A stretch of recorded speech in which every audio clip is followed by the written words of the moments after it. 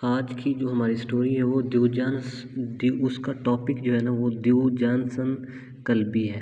ٹھیک ہے، تو قدیم یونان کا ایک عجیب کریکٹر ہے، اس کے اوپر ہماری یہ آج کی اسٹوری ہے. تو سٹارٹ کرتے ہیں جی. دیوجانسن کلبی یونان کا ایک عجیب کردار تھا. تاریخ انسانی اسے نسل انسانی کا بہت بڑا متوکل اور بہت بڑا قناعت پسند دانشور کہتی ہے.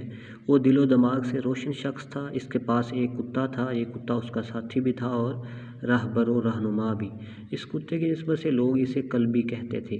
دیوجانسن کلبی ارسطو اور سکندر اعظم کے دور میں تھا اور اس کے بارے میں عجیب دلچسپ واقعات مشہور ہیں. مثلاً کہا جاتا ہے وہ ایک دن دوپہر کے وقت ہاتھ میں چراغ لے کر ایتھنز کی گلیوں میں گھوم رہا تھا. کسی نے اس سے پوچھا، دیوجانسن تم چراغ لے کر کیا تلاش کر رہے ہو؟ اس نے مسکرا کر جواب دیا، میں آدمیوں کے ہجوم میں انسان تلاش کر رہا ہوں. اس زمانے میں ارسطو نے انسان کے بارے میں اپنا مشہور فلسفہ دیا تھا. ارسطو کا کہنا تھا انسان ایک ایسا جانور ہے جو دو ٹانگوں پر چلتا ہے اور اس کی قامت سیدھی ہوتی ہے. یہ فلسفیوں، عالموں اور علم پرستوں کا دور تھا. چنانچہ ارسطو کا یہ فلسفہ گلی گلی محلے محلے دہرایا جانے لگا. جہاں دو لوگ جمع ہو جاتے وہ آپس میں ارسطو کے انسان کے بارے میں گفتگو شروع کر دیتے. ایک دن ارسطو اپنے شاگردوں میں گھرا بیٹھا تھا. دیوجانسن کلبی وہاں آیا. اس نے شاگردوں کو دائرہ وسیع کرنے کا حکم دیا. ان کے درمیان بیٹھا. بغل سے ایک مرغ نکالا. مرغ کو زمین پر کھڑا کیا. ایک ہاتھ سے مرغ کی ٹانگیں زمین کے ساتھ لگائیں. دوسرے ہاتھ سے مرغ کی چونچ پکڑی. چونچ کو کھینچ کر آسمان کی طرف اٹھا دیا. مرغ سیدھا کھڑا ہو گیا. اس کے بعد دیوجانسن کلبی نے ارسطو کے شاگردوں کی طرف دیکھا اور کہکا لگا کر بولا، یہ ہے تمہارے استاد کا انسان. ارسطو کے منہ سے بھی کہکا نکل گیا. اوئے ہوئے ہوئے. مطلب یہ ہے کہ ارسطو نے جو فلسفہ دیا تھا کہ انسان دو ٹانگوں کے اوپر چلتا ہے، انسان کو اس نے ایک تعریف کی تھی اور اس کی قامت سیدھی ہوتی ہے. اور یہ جانسن نے کیا کام کیا، ایک مرغ پکڑا، اس کی بھی دو ٹانگیں اور اس کی چونچ سیدھی آسمان کی طرف کی اور اس کے جو ارسطو کے شاگردوں کو کہا اس کو کہو کہ یہ بھی انسان ہے. تو اس سے پھر ارسطو سمیت اس کے سارے شاگرد ہنسنے لگ پڑے. اچھا، دیوجانسن کلبی کی درویشی اور سادگی پورے یونان میں مشہور تھی. وہ عموماً شہر سے باہر رہتا تھا. اگر اسے کھانے کے لیے کچھ مل جاتا تھا تو وہ کھا لیتا تھا. بصورت دیگر فاقے کرتا اور اللہ کا شکر ادا کرتا. وہ کسی حد تک توحید پرست بھی تھا. اس کا کہنا تھا اس کائنات کی تمام چیزیں اگر دیوتاؤں نے بنائی ہیں تو دیوتاؤں کو کس نے بنایا ہے؟ وہ کہتا تھا جس طاقت نے دیوتا بنائے ہیں وہی اس کائنات کا اصل مالک ہے اور میں اس مالک کو ماننے والا ہوں. اس کا کہنا تھا دنیا کا سامان و اسباب انسان کو اصل خوشی سے محروم کر دیتا ہے. ہاں، اگر انسان زندگی میں حقیقی خوشی پانا چاہتا ہے تو اسے دنیا کے ساز و سامان سے کنارہ کشی اختیار کرنی چاہیے. اس کا کہنا تھا اگر ہمارا گھر بار، ہماری بیوی بچے، شہر، لوگ عزیز، رشتہ دار، روایات، قوانین اور ضابطے ہماری آزادی کی راہ میں سب سے بڑی رکاوٹ ہیں. انسان اس وقت تک پوری طرح آزاد نہیں ہو سکتا جب تک وہ دنیا داری سے رہائی نہیں پا لیتا. اس کا کہنا تھا انسان کی ضروریات انتہائی مختصر ہیں لیکن انسان ضروریات کے دائرے کو اتنا پھیلا دیتا ہے کہ پوری زندگی کے سفر کے باوجود دائرہ ختم نہیں ہوتا. اس کا کہنا تھا بہادر شخص وہ ہوتا ہے جو اپنے اندر کے خوف کو شکست دے دے. کیا بات ہے. دیوجانسن کلبی شہر سے نکل کر جنگل میں آباد ہو گیا. کسی نے اس سے پوچھا تمہیں جنگلی جانوروں سے ڈر نہیں لگتا؟ اس نے مسکرا کر جواب دیا، انسان کا دشمن انسان ہے، جانور نہیں. اللہ. ایک اور جگہ لکھا ہے انسان کو جانوروں سے نہیں انسان سے خطرہ ہے. وہ کہا کرتا تھا انسان سے بچو، انسان کی درندگی ہزار درندوں پر بھاری ہے. اللہ. بڑا مشہور واقعہ ہے. سکندر اعظم اس کی تلاش میں شہر سے باہر نکلا.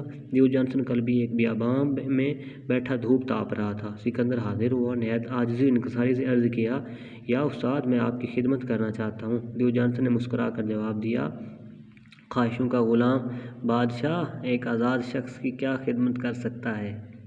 سکندر اعظم نے اصرار جاری رکھا. جب وہ تنگ آ گیا تو اس نے کہکا لگایا اور سکندر سے کہا، بادشاہ سلامت، آپ میری دھوپ رو کر کھڑے ہیں، مہربانی فرما کر میرے آگے سے ہٹ جائیں، مجھے سورج کی مہربانیوں سے لطف اندوز ہونے دیں. اس پر سکندر نے کہا، اگر میں سکندر نہ ہوتا تو مجھے دیوجانسن بننے کی خواہش ہوتی.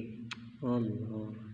اس کے جواب میں دیو جانسن نے کہا اگر میں دیو جانسن نہ ہوتا تو پھر بھی میری خواہش دیو جانسن بننے کی ہی ہوتی، سکندر بننے کی نہیں۔ سکندر نے ایک دفعہ دیکھا یہ فلاسفر انسانی ہڈیوں کے ساتھ کچھ کر رہا ہے۔ دیو جانسن نے کہا میں تمہارے آباء و اجداد کی ہڈیوں کو ڈھونڈ رہا ہوں، میں انہیں غلاموں کی ہڈیوں سے جدا نہیں کر پا رہا۔ یعنی بادشاہوں اور غلاموں کا مرنے کے بعد ایک ہی انجام ہوتا ہے۔ دیو جانسن کلبی آخری عمر میں توکل اور قناعت کی انتہائی سیڑھی پر چڑھ گیا۔ اس کے پاس مٹی کا ایک پیالہ تھا، وہ اس سے پانی پیتا تھا، وہ اس پیالے سے پلیٹ کا کام بھی لیتا تھا۔ ایک دن وہ پانی پینے کے لیے ندی پر گیا، وہاں اس نے ایک جانور دیکھا۔ جانور ٹہلتا ہوا جنگل سے نکلا، ندی کے کنارے پہنچا، پانی پر جھکا، پانی پیا اور ٹہلتا ہوا جنگل میں واپس چلا گیا۔ دیو جانسن نے سینے پر ہاتھ مار کر کہا تم پر تف ہو، ایک جانور بھی توکل میں تم سے کتنا آگے ہے، تم ابھی تک پیالے کے محتاجی سے آزاد نہیں ہو سکے۔ اس نے اس وقت پیالہ پتھر پر مارا اور کرچیاں اٹھا کر ندی میں پھینک دی اور اس کے بعد ہمیشہ ہمیشہ کے لیے پیالے کی محتاجی سے بھی آزاد ہو گیا۔ دیو جانسن کلبی سارا دن جنگلوں اور ویرانوں میں مارا مارا پھرتا تھا اور شام کو واپس اپنے ٹھکانے پر آ جاتا تھا۔ یہ ٹھکانہ کچی مٹی کا ایک چھوٹا سا ٹب تھا۔ وہ ٹب میں لیٹا، ٹانگیں باہر لٹکاتا اور آسمان کے تارے گنتا گنتا سو جاتا۔ یہ ٹب اس کی کل کائنات تھا۔ ایک دن سردیوں کی سنہری دھوپ تھی، دیو جانسن کلبی ٹب میں لیٹا تھا۔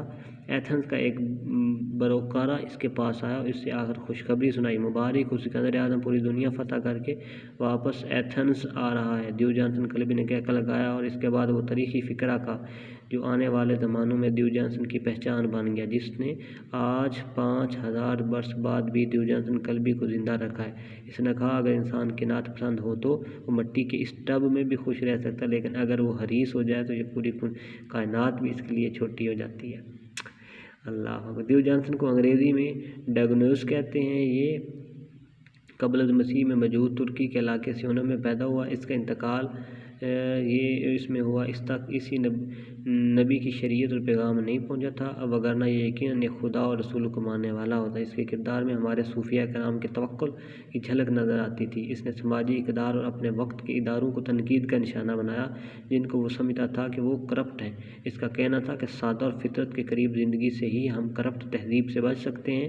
اس نے تمام مروجہ اقدار، رسومات، سماجی آداب کو چیلنج کیا اور ان سے بغاوت کی زندگی گزاری۔ وہ کہتا تھا کہ ہمیں بدی کی حقیقی فطرت کو پہچاننے کی کوشش کرنی چاہیے۔ وہ لوگوں کی منافقت، ریاکاری اور کرپشن سے اس حد تک بیدار ہو گیا تھا کہ وہ دن کی روشنی میں بھی لالٹین ہاتھ میں لے کر گھومتا رہتا اور استفسار کرنے پر جواب دیتا میں کسی سچے کھرے دیانتدار شخص کو ڈھونڈ رہا ہوں جو اسے آج تک نہیں مل سکا۔ کیا بات ہے، گریٹ سٹوری۔